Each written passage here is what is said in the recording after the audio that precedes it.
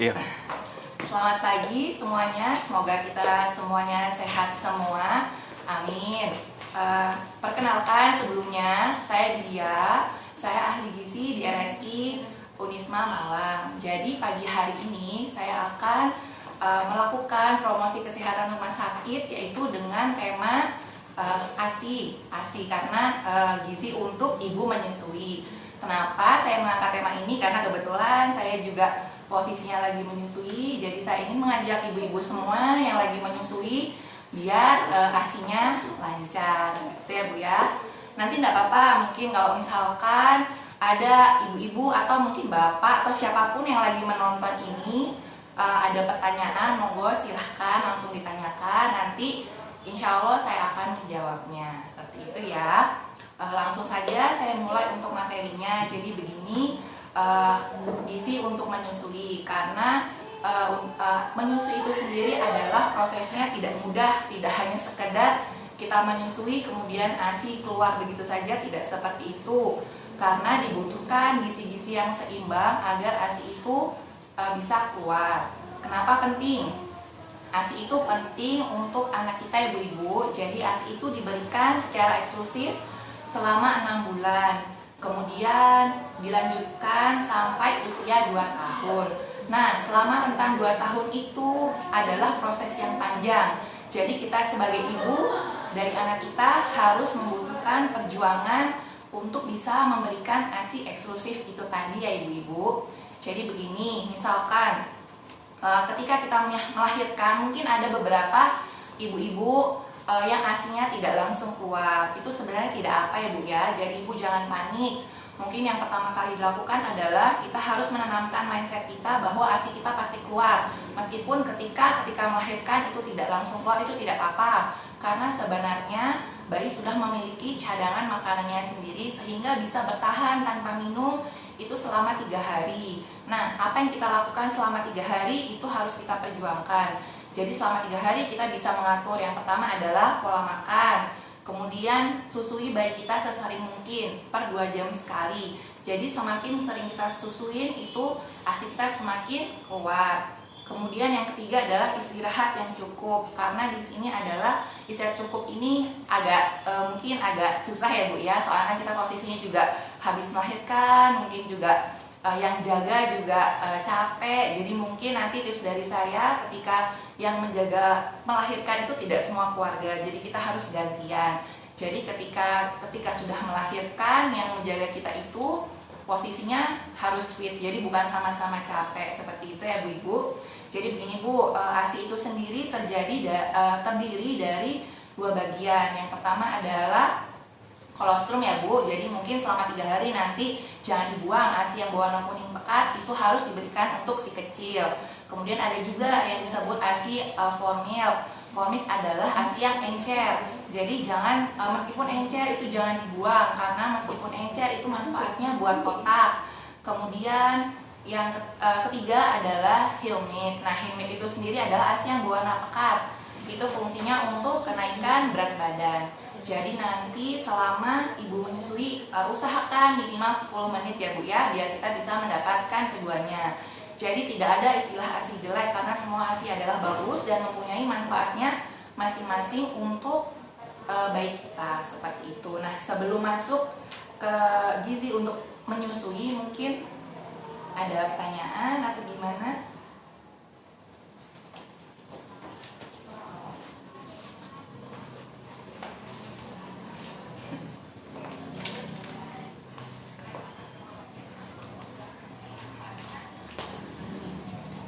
Ini ada pertanyaan Mbak Duya. Oh iya. Iya.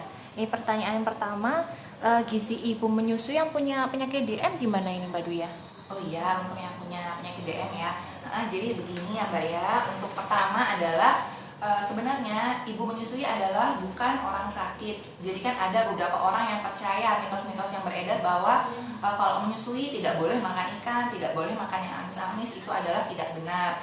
Jadi sebenarnya adalah selama kita menyusui itu adalah kita harus memperkaya makanan, karena untuk kalori gizi ibu menyusui sendiri itu banyak ya ibu-ibu ya, sekitar mungkin kalau untuk satu harinya kita membutuhkan energi 2435 kalori. Nah, itu kan banyak sekali. Sedangkan mungkin kalau orang normal sekitar 1800 sampai 2100 itu untuk orang yang sehat atau yang biasa tidak kondisi menyusui. Sedangkan ketika kondisi menyusui itu energinya banyak sekitar 2400.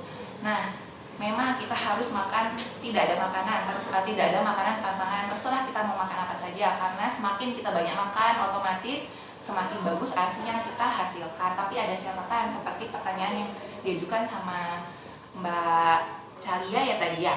Iya. Mungkin yang dipertanyakan sama Mbak Calia, bagaimana untuk ibu gizi pada penyakit diabetes mellitus. Jadi itu ada garis bawah ya Bu-Ibu, karena memang ada penyertanya. Jadi kalau misalkan punya diabetes mellitus itu kita harus tetap memperhatikan prinsip 3J, yaitu tepat jadwal, tepat jenis, dan juga tepat jumlah. Intinya mungkin ini kan kita tentang menyusui. Kalau misalkan untuk diabetes mellitus itu sendiri, kita harus membatasi makanan-makanan yang terlalu manis. Mungkin godaannya seperti minuman bersoda, cake, kemudian nasi yang terlalu banyak, itu harus dihindari. Terus untuk jadwal makannya tetap ibu-ibu harus teratur, 3 kali makanan utama dan 2 kali makanan selingan. Mungkin kalau misalkan ibu menyusui bisa ditambahkan untuk susu menyusui, karena ini kondisinya diabetes mellitus, bisa diganti dengan susu yang khusus penderita diabetes mellitus. Jadi meskipun ada diabetesnya tetap bisa mengonsumsi susu untuk menambah kalori yang ada untuk ibu menyusui itu sendiri. Begitu ya Ibu. Terus mungkin sebelum pertanyaan selanjutnya akan saya bahas kembali.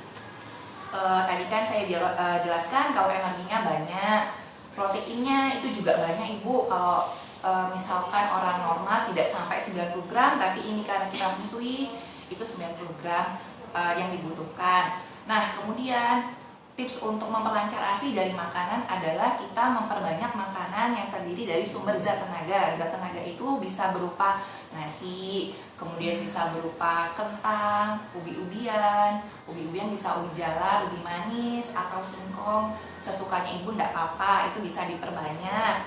Kemudian bisa juga dari roti, dari mie, itu juga bisa nggih. Kemudian zat pembangun ini semacam keprotein nggih, jadi bisa dari ayam, bisa dari ikan, telur ayam, dan juga daging. Mungkin akan saya garis bawahi, kalau protein lebih diperbanyak kacang-kacangan karena itu juga bisa merangsang hormon produksi ASI. Kemudian adalah sumber zat pengatur yang lebih ke seperti sayur-sayuran dan juga buah-buahan. Kalau sayur-sayuran ini semua sayuran bagus untuk menyusui ya Ibu-ibu. Tapi mungkin ditekankan yang bisa merangsang hormon produksi ASI adalah seperti misalkan bayam, kemudian daun katuk, kemudian daun kelor. Nah, itu dipertahankan atau mungkin diperbanyak untuk frekuensinya. Kemudian sayur pare itu juga meskipun pahit, itu juga bagus untuk merangsang ASI.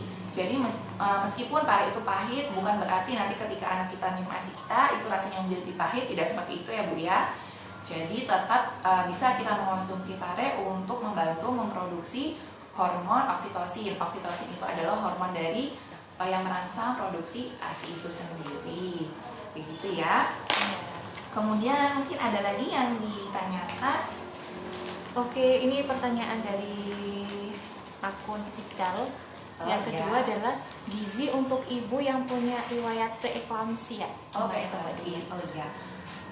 Berarti pertanyaannya dari akun Ical ya Mbak ya? Iya. Nah, itu untuk gizi untuk preeklamsia itu sama ya. Dalam menyusui tapi dalam tanda kutip. Artinya adalah menyusui tapi ada penyertanya seperti preeklamsi. Nah, ini karena riwayat preeklamsi itu sendiri adalah, yang dimaksud preeklamsi adalah keracunan kehamilan ya Ibu-ibu. Nanti bisa Ibu-ibu cek dari hasil urinnya, kemudian tekanan darah, tapi yang paling mencolok adalah tekanan darah tinggi. Itu bisa dicek dulu. Nah, kemudian kalau misalkan ibu itu harus dicek secara berkala tekanan darah selama kehamilan. Nanti ketika ibu sudah melahirkan, itu dicek lagi Bu. Mungkin selama 3 hari kehamilan, tanda-tanda vital seperti urin protein, kemudian tekanan darah harus dicek. Misalkan tekanan darah ibu setelah, kan riwayatnya preeklamsi, misalkan setelah melahirkan tekanan darahnya itu tetap tinggi, itu berarti ada dietnya Bu ya. Dietnya adalah rendah garam. Jadi kita harus membatasi garam karena biar tidak terjadi penumpukan cairan juga di dalam tubuh begitu ya. Mungkin kayak misalkan rendah garam sama rendah lemak ditekankan, dihindari.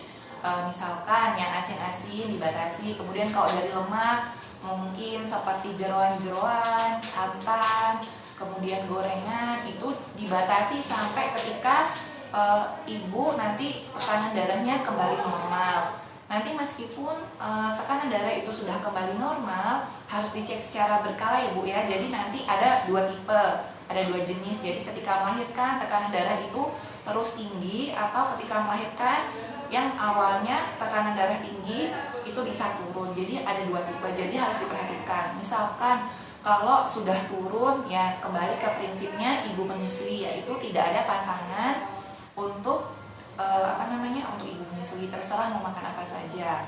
Nah, catatannya berarti harus mengecek tekanan darah secara berkala setelah melahirkan. Itu ya. Ada lagi? Oke, ada lagi pertanyaan dari Mbak Vivi. Terima kasih Mbak Vivi. Pertanyaannya, bolehkah ibu minum obat sakit gigi? Apakah ada efek sama buah hatinya Mbak Tuya? Oh ya, kalau untuk obat sendiri, ini kan kompetensi saya adalah menjelaskan interaksinya dengan makanan. Kalau misalkan dengan obat sakit gigi itu sendiri, mungkin bisa ditanyakan langsung ke dokter, karena kandungan obat gigi itu sendiri beda-beda, beda merek, beda kandungan. Belum lagi misalkan ada ibu menyusui yang mempunyai alergi-alergi tertentu. Nah, itu sebaiknya kalau saran saya harus dikonsultasikan dengan dokter, begitu ya. Oke, terima kasih Mbak Duya. Ya. Baik ibu-ibu, mungkin untuk sementara tadi pertanyaannya sudah cukup bagus, ada 3. Terima kasih karena sudah menyaksikan materi yang sudah saya berikan. Nanti kalau misalkan ada pertanyaan, tidak apa-apa, silahkan ditanyakan atau kunjungi ahli gizi yang ada di Rumah Sakit Islam Unisma Malang. Untuk sementara ini dulu, semoga kita semua sehat, semoga semuanya lancar ya ibu. Terima kasih atas perhatiannya. Assalamualaikum warahmatullahi wabarakatuh.